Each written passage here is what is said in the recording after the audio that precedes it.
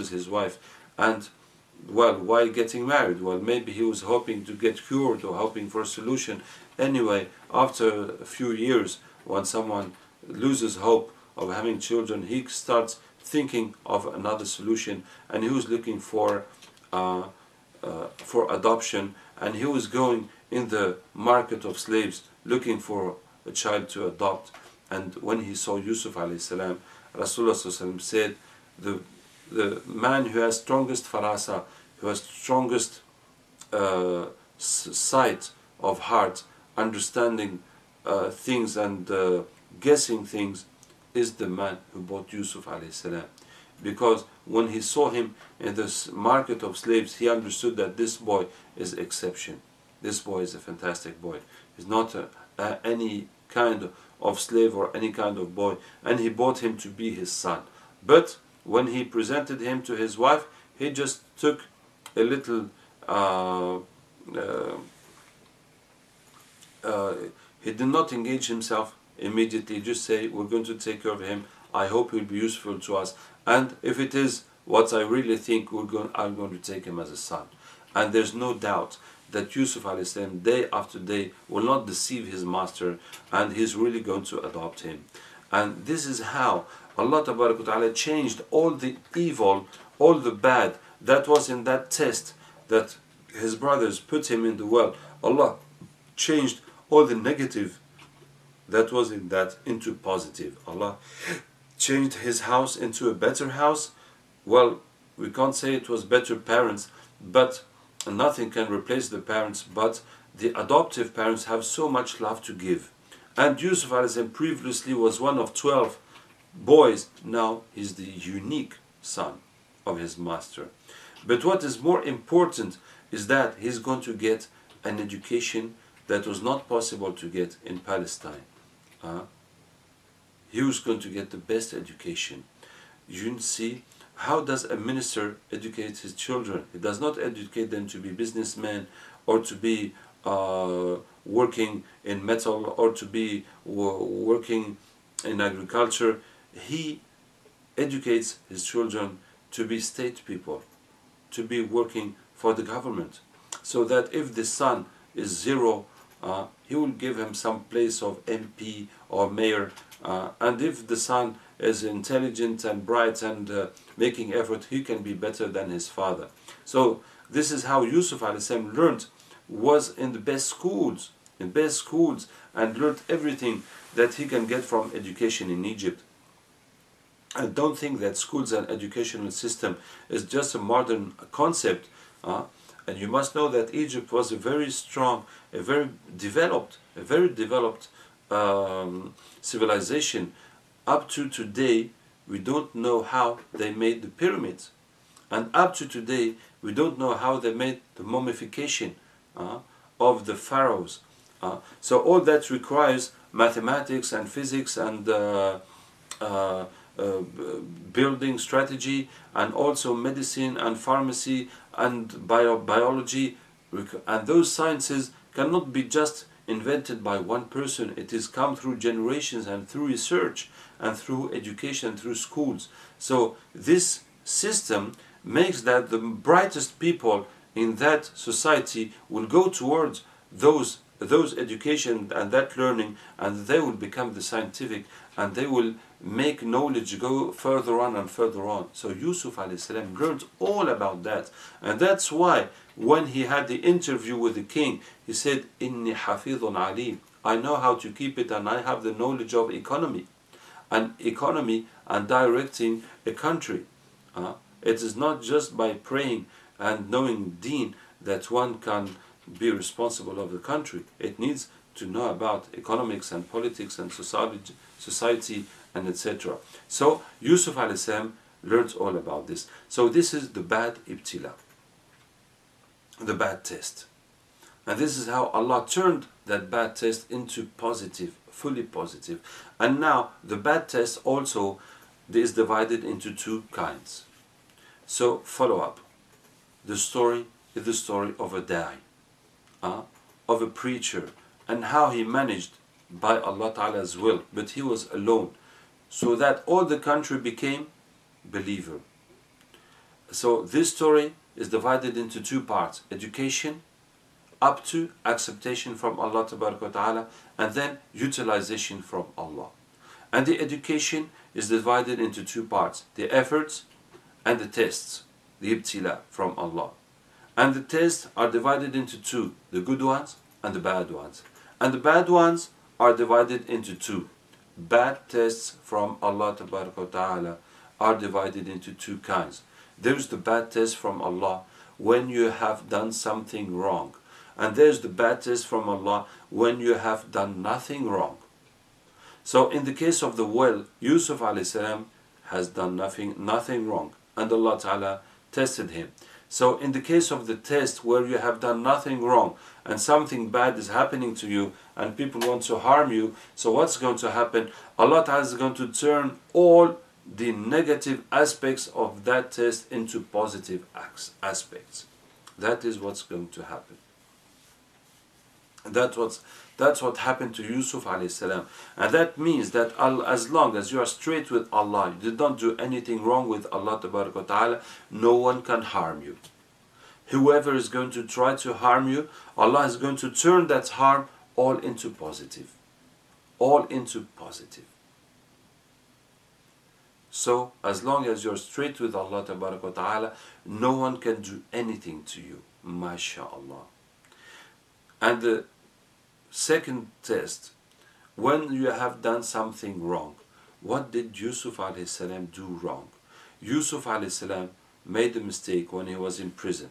And this is not saying something that is not due to the rank of prophets, because prophets improve in their iman, improve as they advance in their prophecy, and mistakes can happen, and it is educational, and you're going to see how it happened. Why did Yusuf go to prison? When the wife of minister wanted him and he refused, and the news came out, and now she called all the ladies and she showed in front of all the ladies that she wants Yusuf and she desires Yusuf alayhi salam. And if he will not accept, she will get him to put in prison. And now the problem became so big. So the minister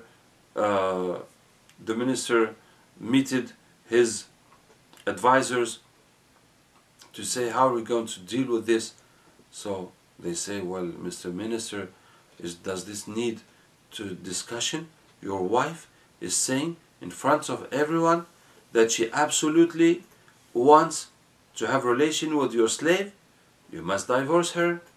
But the minister had a secret that it was difficult to share and to show, is that he himself cannot satisfy his wife. So that is also why he cannot blame her. Well, it's not an excuse, but as he is part of the problem, he cannot blame her. So he said, no, leave my wife alone. Give me another clue. So they say, if you have to leave your wife alone, so we have to put Yusuf away. Let's move Yusuf away and the problem will be solved. So that's how they decided to put Yusuf in prison. The only one who was pure, who was sincere to his master, who never do anything, he was the one that was sacrificed. The most innocent, the most pure, the most sincere. He was the one that was sacrificed so that Mr. Minister and his wife will not have any disagreement in their situation. And this is how he's put into prison without any judgment, without any time, he's there for 2 years or 10 years or whatever, just put in prison for time being until we will see. And even if after a couple of years or 5 years later, they would say, oh, are we not going to get Yusuf out of prison? So they would say, maybe those problems are going to come again. Just leave it that way. We are fine as we are. We don't want any change. MashaAllah. Just keep the statu quo. Keep it as we are, as long as possible. MashaAllah. And when Yusuf a.s. entered prison, so 2 young men entered prison at the same time. And what was the situation of those 2 young men? The situation is that the king had been poisoned. and they did not know who put the poison, and so they took the um, the cook and the guy who prepares the wine for the king, and they put them in prison. By the time they check it out and they make research and they find out who put the the poison, and those two made dreams. The cook saw himself with bread on his head, and the birds were eating that bread, and the other one, the wine worker, he saw himself making wine. And they asked Yusuf alayhi salam about these dreams, and Yusuf alayhi salam started making them da'wah, preaching them to the unity of Allah Ta'ala, not worshipping anything else, and knowing him as prophet and his parents as prophets. And then he told him, you that have had the bread over your head, you're going to be crucified, and the birds are going to eat your brains. And the other one, you're going to come back to the king and serve him wine again. So they did find that the cook was the one who put the poison, and they killed him, and the second one was innocent, so he came back to his function with the king.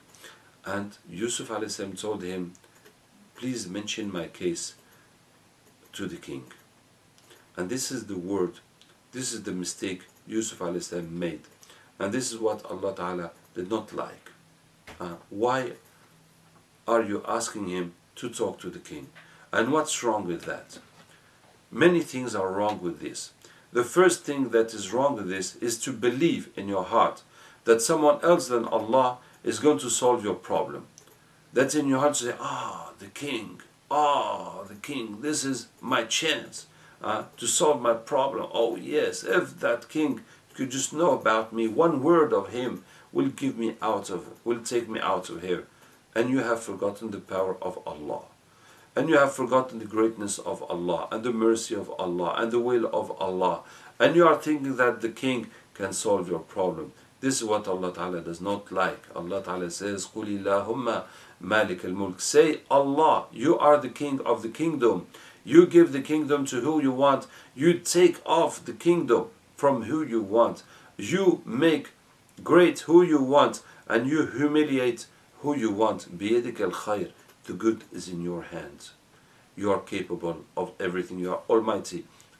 So you must believe that your good in your life is in the hand of Allah and not anyone else. That's what Allah Ta'ala wants from us. So this is the first reason Allah Ta'ala did not like what Yusuf alayhi salam said. The second reason is that Yusuf alayhi salam is using an illegal way. Using an illegal way, finding someone to go to the king, to come intervene, to interfere in this affair, and not the correct procedure. Now, this way Yusuf alayhi salam tried to find someone to interfere in his case, to help him, is not haram. Because when you are doing that, if it is to obtain something that is not your right, that you're not entitled to have, you're not supposed to get that, but you find someone inside the system who will come and interfere in your favor, so you will get what you're not supposed to have, that is haram. Or if you pay someone to give you something that you're not entitled to, that is haram. And it is even more haram if you are taking the right of someone else. For example, I want to get a house from government.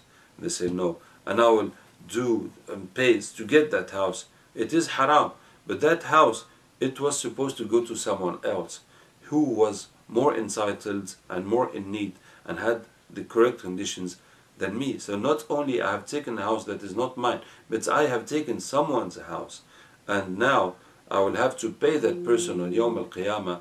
So that's going to be very difficult to pay. May Allah Ta'ala help us. So it is haram to pay or to ask someone to do something for you which is not your right. But if it is your right that has been taken off you, and you are facing law abuse, you are facing power abuse, and you find a way of getting your own right back, even if you had to pay. That is not haram. You are the victim.